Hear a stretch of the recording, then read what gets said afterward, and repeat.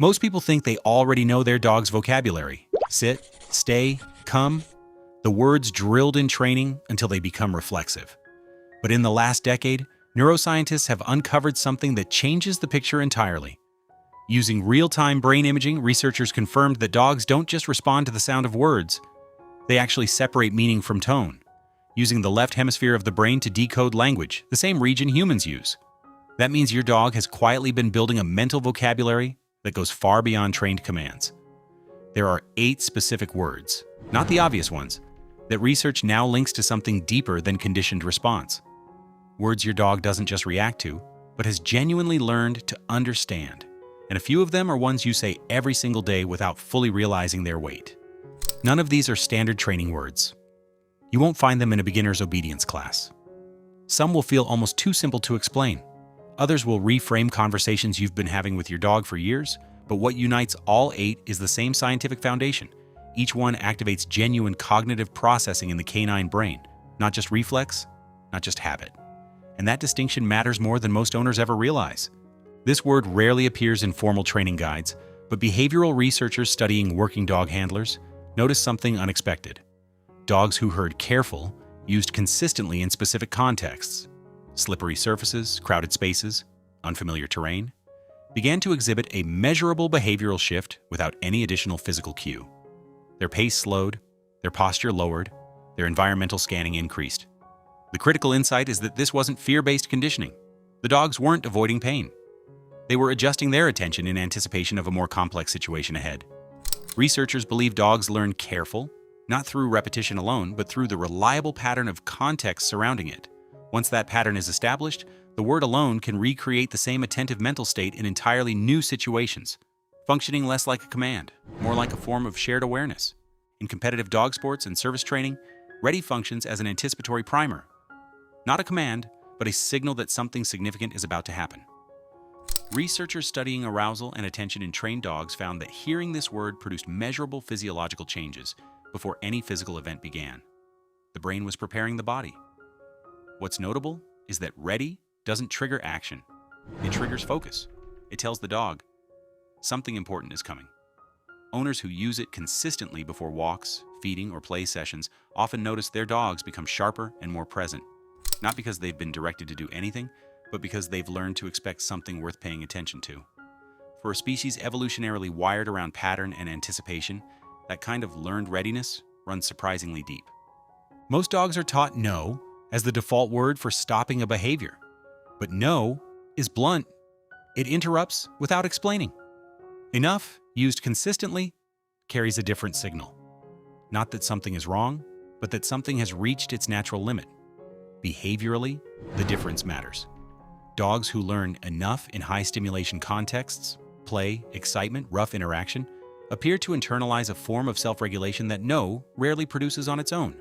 Canine behaviorists have noted that dogs raised with boundary words like this one show lower anxiety responses in overstimulating environments. Enough teaches them that intensity has a ceiling, and that coming down from excitement is safe.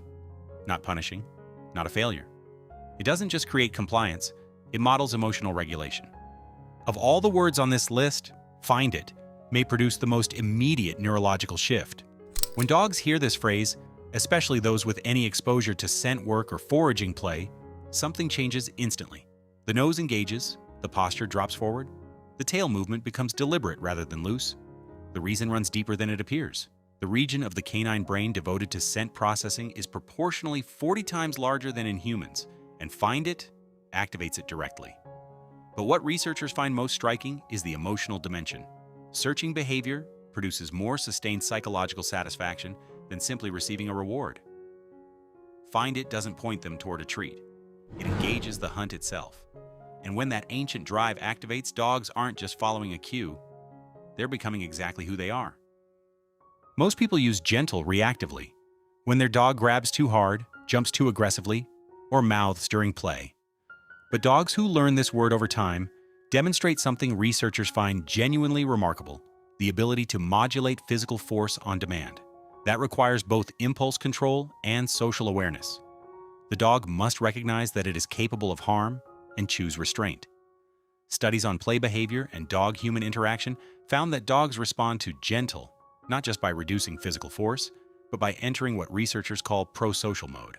Softer eye contact, slower movements, more deliberate physical engagement. The word doesn't just reduce roughness over time.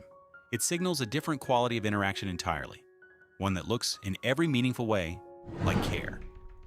Direction words rarely appear in scientific literature on canine language comprehension, which is what makes recent findings so surprising. Dogs frequently walked with consistent directional cues. This way, used reliably whenever changing course, develop something researchers describe as spatial trust. Rather than pulling ahead or resisting redirects, they begin to follow directional language fluidly, not because they've been conditioned to heel, but because the word has become a reliable social signal. Cognitive research on canine navigation shows that dogs actively build mental maps of familiar spaces and update them based on cues from their owners. This way tells the dog not just where to go, but who to follow. And for a species evolutionarily wired around coordinated movement in a social group, that carries far more weight than a simple redirect. This may be the most emotionally significant word on the entire list.